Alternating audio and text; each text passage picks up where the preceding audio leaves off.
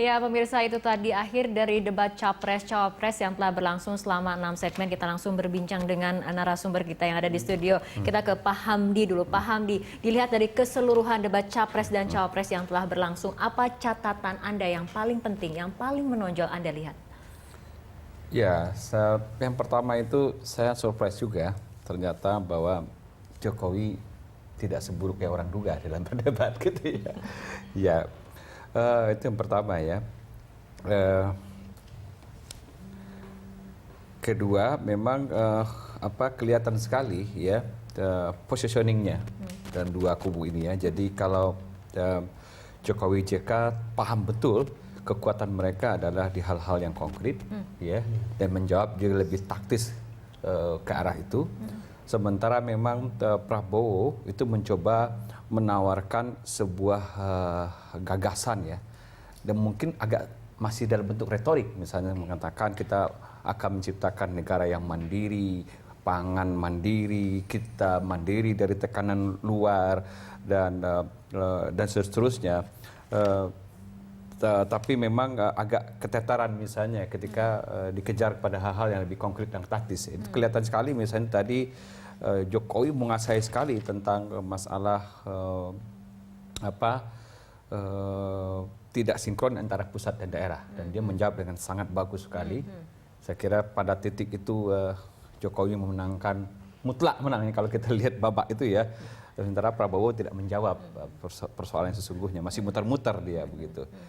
Tapi secara keseluruhan mungkin kalau saya lihat memang Jokowi JK masih lebih, kalau kita mau memberi nilai siapa yang memenangkan debat malam ini, sepertinya memang Jokowi JK lebih memenangkan debat ini. Oke, baik. Bang Do. Ya, Prof. Hamdi sudah memberikan penilaian. Saya tidak dalam posisi seperti itu. Tapi kalau saya lihat ini ya, ini pertarungan diksi. Pertarungan diksi yang berbeda. Kalau kita dengar Jokowi JK, diksinya itu adalah diksi untuk masyarakat di bawah. Dan based on concrete thing. Jadi mungkin karena mereka sudah punya pengalaman memerintah seperti Jokowi maupun JK, akhirnya mereka bisa mengatakan sesuatu yang memang tampak seperti otentik apa yang mereka alami, lalu kemudian mereka akan delivery sesuatu, dan karena itu diksinya itu lebih konkret dan lebih bisa ditangkap oleh rakyat di bawah. Kalau saya memahami atau menangkap diksi dari Prabowo sama Hatta, itu menurut saya itu untuk kelas yang lebih tinggi gitu. Tapi saya juga tidak tahu apakah itu konkret atau tidak. Tapi jelas untuk di bawah itu berat untuk bisa diterima. Ingat Rara, bicara di depan televisi adalah bicara kepada crowded yang luar biasa besar. Jadi kalau 12 televisi menyiarkan, itu berarti ada 150 sampai 180 juta orang menonton di seluruh Indonesia, dan mereka itu adalah orang dari berbagai lapisan. Lalu kemudian siapa yang bisa memanfaatkan ini? Menurut saya orang yang bisa berbahasa, yang bisa dipahami oleh begitu banyak rakyat. Tapi yang menarik, yang paling akhir barangkali. Ya, singkat saja Bang. Yang paling akhir ya.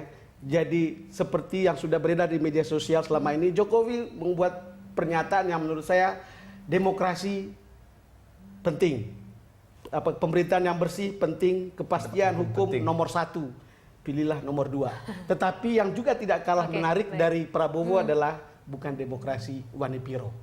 Oke, kita lihat bagaimana kemudian debat perdana kali ini akan mengarahkan para pemilih yang mungkin belum menentukan pilihan atau masih yang undecided dan swing voter akan ke arah mana. Kita lihat ke depannya seperti apa. Baik Bang Don dan juga Pak Hamdi, terima kasih telah berbincang bersama kami dalam live event Menuju Istana. Terima kasih Bapak-Bapak.